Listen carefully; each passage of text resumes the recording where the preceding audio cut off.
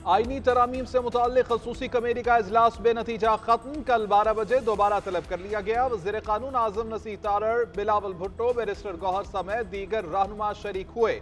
मुजव्वज़ा आईनी तरामीम से मुताल्लिक मुशावरत बिलावल भुट्टो ने जुडिशल पैकेज पर एतमाद में लिया। कमेटी चेयरमैन खुर्शीद शाह ने कहा कि जिन बातों पर मुत्तफिक हैं उनको हतमी शक्ल दी जाए, जिन बातों पर इत्तेफाक नहीं है उनको हल करने के लिए बैठ जाते हैं। पार्लियामेंट को कानून साजी करने का पूरा हक हासिल है, इस हक से कोई रोक नहीं सकता।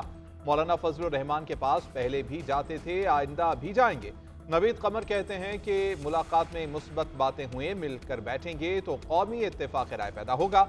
पीपल्स पार्टी की कोशिश है कि आईनी अदालत का क़याम इत्तेफाक राय से हो। स्पीकर अयाज सादिक बोले, मैं दुआ करने जा रहा हूं कि बेहतरी हो। मैं यकीन रखता हूं कि दुआओं का बहुत बड़ा असर होता है। अल्लाह से जब राबिता रखते हैं तो उसमें बेहतरी होती है।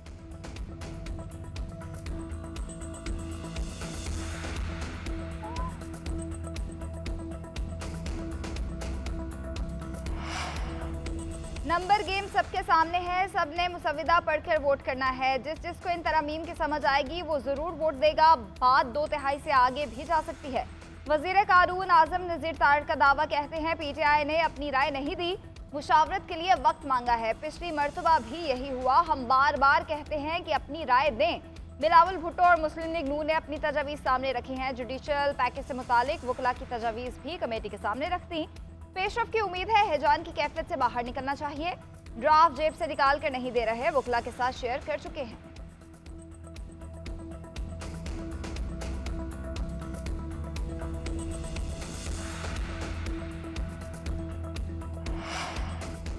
हमारे लिए 25 अक्टूबर जरूरी नहीं। हुकूमत ने पहली मरतबा अपना ड्राफ्ट शेयर किया है, अब देखते हैं बात कहां तक पहुंचती है। मौलाना फजलुर रहमान कहते हैं अगर ऑपोजिशन की तरामीम मान ली गई तो इत्तेफाक राय हो जाएगा। कभी कुछ नहीं कह सकते कि कब तक इत्तेफाक राय होगा।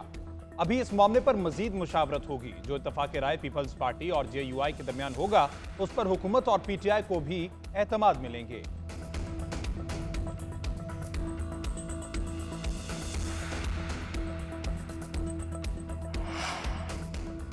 आईनी तरामीम पार्लियामान के बालादस्ती और जमहूरियत के लिए हैं। हम सबको लचक दिखाना होगी। सब इदारों की मजबूती चाहते हैं। फर्द वाहिद के पास सब इख्तियारात मसाइल पैदा करते हैं। सब जमातों से दरख्वास्त है कि वह इत्तेफाक राय की तरफ आएँ। चेयरमैन पीपल्स पार्टी बिलावल भुट्टो कहते हैं कि वज़ीर कानून ने आईनी तरमीम से मुताल्लिक लीगल कम्युनिटी की तजावीज़ पेश की।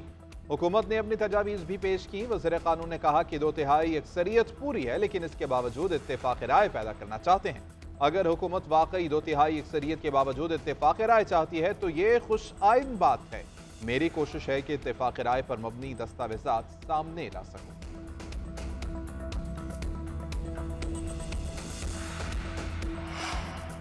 हुकूमत की जानिब से इजलास में कोई ड्राफ्ट पेश नहीं किया गया। पीपल्स पार्टी ने कुछ तजावीज़ दी है। वजीर कानून ने मुसविदा नहीं वकला की तजावीज़ पेश की। कोई ऐसा ड्राफ्ट नहीं आया जिसको कहा जा सके ये फाइनल है। चेयरमैन पीटीआई बैरिस्टर गौहर का कहना है हम तजावीज़ तब देंगे जब ड्राफ्ट के खुदखाल सामने आएंगे।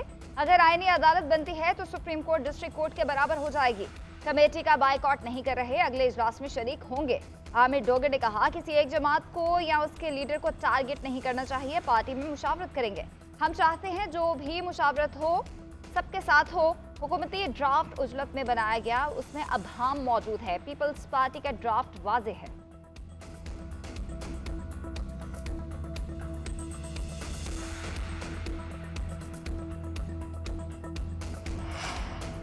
आईनी तरमीम पब्लिक करने और अवामी राय लेने की दरख्वास्त पर फैसला महफूज। Chief justice Islamabad high court ने रिमार्क दिए कि सुप्रीम कोर्ट में भी ये मामला ज़ेर इल्तिवा है।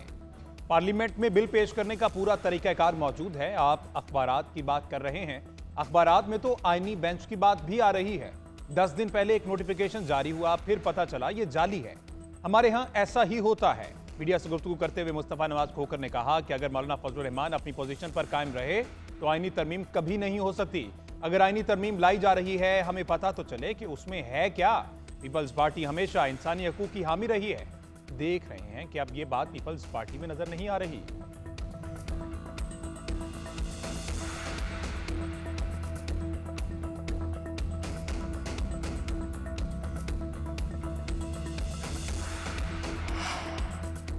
चीफ जस्टिस काजी फायज ईसा के लिए फुल कोर्ट रेफरेंस का schedule final. Registrar supreme court ने फुल कोर्ट रेफरेंस का नोटिस जारी कर दिया। नोटिस के मुताबिक चीफ जस्टिस की रिटायरमेंट के सिलसिले में फुल कोर्ट रेफरेंस का इनेकाद किया जाएगा। 25 अक्टूबर को सुबह 10:30 बजे फुल कोर्ट रेफरेंस होगा।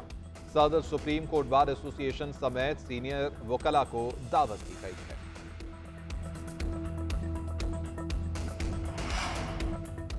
पीटीआई की जानिब से इल्तवा ताखीरी हरवा है। हामिद खान की जात के लिए केस मुलतवी नहीं करने देंगे। इंसाफ के तकाजों के तहत मुलतवी कर रहे हैं। चीफ जस्टिस काजी फायज ईसा के इंट्रा पार्टी इलेक्शन के फैसले पर नजरसानी समाअत के दौरान रिमार्क्स। हामिद खान की जानिब से इल्तवा की दरख्वास्त दायर की गई थी। चीफ जस्टिस ने रिमार्क्स दिए कि अगले हफ्ते बेंच दस्तयाब नहीं होगा, उसके बाद के लिए रख रहे हैं।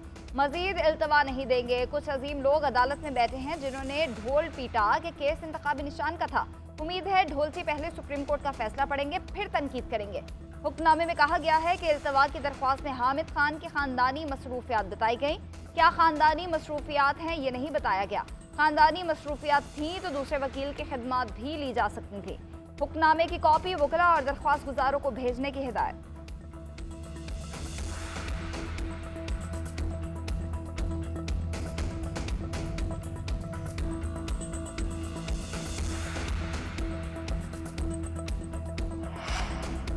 कौमी टीम की खराब कारकर्दगी के aftershocks. PCB selection committee में पै दर पे तब्दीलियां। क्रिकेट बोर्ड का फिर कौमी सिलेक्शन कमेटी की असर-ए-नौ तश्कील का फैसला। साबिक क्रिकेटर आकिब जावेद और अजहर अली को शामिल किया जाएगा। आकिब जावेद कन्वीनर होंगे। साबिक अंपायर अलीम डार भी सिलेक्शन कमेटी का हिस्सा होंगे। असद शफीक रुकन बरकरार रहेंगे। हसन चीमा डेटा एनालिस्ट के तौर पर शामिल होंगे। सिलेक्शन कमेटी का बाज़ाब्ता इजलास जल्द किए जाने का इम्कान।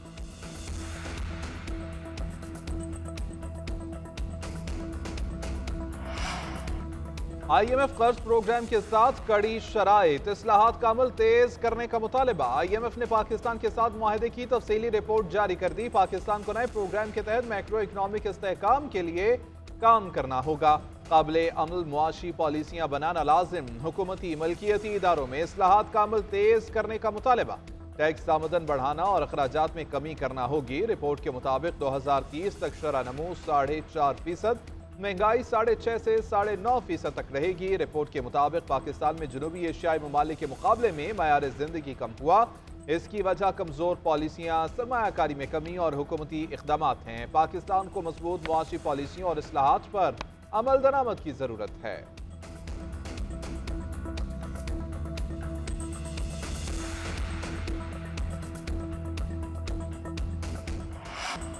खैबर पख्तूनख्वा में अमन अमान की सूरत हाल पर ग्रैंड जिरगा आज। वज़ीर आला खैबर पख्तूनख्वा जिरगे की मेज़बानी करेंगे। गुज़श्ता रोज़ होने वाले जिरगे में हुकूमती कमेटी और पश्तून कौमी जिरगा के मुज़ाकरात कामयाब अमन के लिए वज़ीर आला को मुकम्मल इख्तियार सौंप दिया गया। अली अमीन गंडापुर का कहना है कि मसले का हल तसादुम या तशद्दुद नहीं बल्कि मुज़ाकरात ही से मुमकिन है। ग्रैंड जिरगे में पश्तूनों का मुकदमा लड़ूंगा।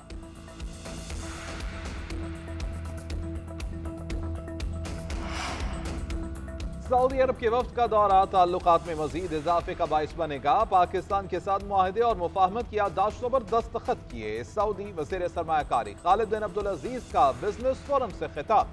बोले कि पाकिस्तान की आला क़यादत के साथ खुशगवार मुलाकातें हुई। बिजनेस टू बिजनेस मुलाकातें सूदमंद साबित हुई हैं। तिजारती वफूद के दरमियान बातचीत सरमायाकारी और ताल्लुकात में इस्तेहकाम का बाइस होगी।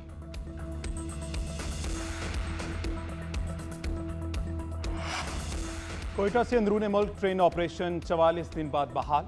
जाफर एक्सप्रेस 300 से ज्यादा मुसाफिरों को लेकर रवाना। कल शाम पेशावर पहुंचेगी। सुजान में पुल को धमाका खेज मवाद से तबाह किया गया था। डीएस रेलवे का कहना है कि रेलवे की सिक्योरिटी के लिए इदारे मुस्तैद हैं। रेलवे ऑपरेशन मुकम्मल बहाल हो चुका। उड़ान मेल भी आज कराची से कोयटा के लिए रवाना होगी।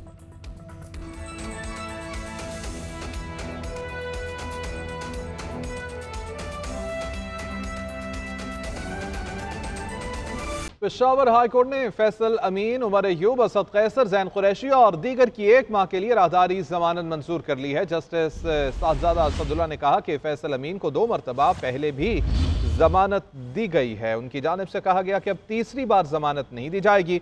उमर अयूब को भी 1 बार जमानत दे चुके हैं। आज के बाद जमानत नहीं दी जाएगी। अदालत की जानिब से हिदायत की गई कि मुल्जिमान अब मुतल्लिका अदालत में पेश हो जाएं, वरना दोबारा जमानत नहीं दी जाएगी।